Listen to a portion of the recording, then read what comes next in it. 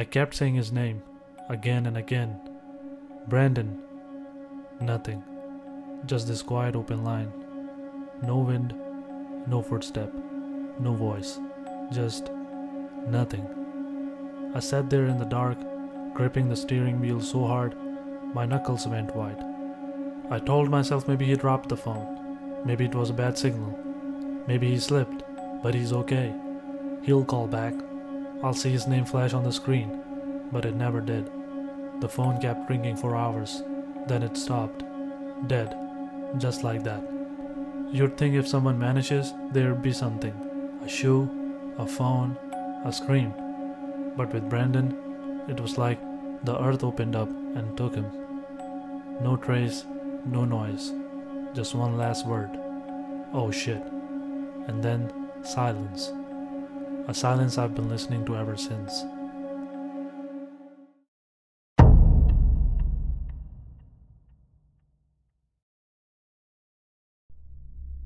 It was a quiet night in Minnesota when a 19-year-old named Brandon Swanson vanished without a sound. On May 14, 2008, just after midnight, Brandon drove off of a rural gravel road and called his parents for help. Calm and composed, he stayed on the line with his father for 47 minutes, describing fences, roads, and lights in the distance, and then just one sentence. Oh shit. The phone went silent. No scream, no crash. No goodbye. That was the last time anyone ever heard Brandon's voice. Brandon had been celebrating the end of school semester with friends in the small town of Lind, Minnesota.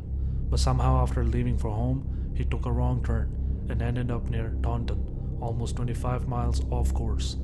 Around 2 a.m., he called his parents to say he had driven into a ditch and needed a ride. He told them he could see the lights of Lind in the distance and would walk towards them while they tried to find him. For nearly an hour, he kept talking. His voice was frustrated, but never panicked. Then in the middle of the call, just as his father listened intently, Brandon said, "Oh shit," and then, nothing. His parents tried calling him back for hours. The phone rang, then rang again, but no one answered. Police traced his final call to a cell tower near the town of Porter. His car was found abandoned in a ditch, far from where he thought he was. Search teams scoured the area. Dogs tracked his scent to the edge of the Yellow Medicine River, and even crossed it. But then, the trail vanished. No body, no clothing, no phone. Just an empty road, a deadline, and endless questions.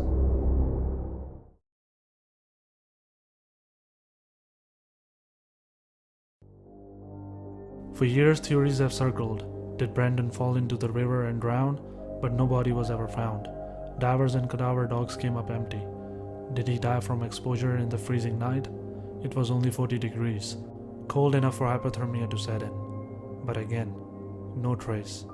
Others believe something or someone was out there. The final phrase, "oh shit," still haunts many. Was it shock? Fear?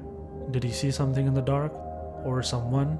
In 2023, after 15 years of silence, investigators announced they were looking into new tips. One disturbing theory: Brandon may have fallen into an unmarked cistern, a hidden water pit common in rural farmland. These deep, often forgotten holes are nearly impossible to search and could easily swallow someone whole. Law enforcement also received vague reports that Brandon may have argued with someone before disappearing, but so far, nothing's been confirmed. Despite renewed efforts, the case remains unsolved. Brandon's parents still leave their porch light on every night, waiting for the son who said he'd walk toward home but never arrived. That road in Taunton is still there, still silent. The wind still cuts across the fields, the same way it did that night. But the line between what's real and what's missing, it's still dead silent.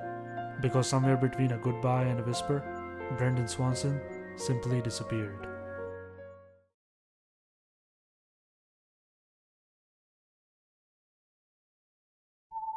Thank you for watching. Stay curious, stay cautious. Until next time on Reaper Files.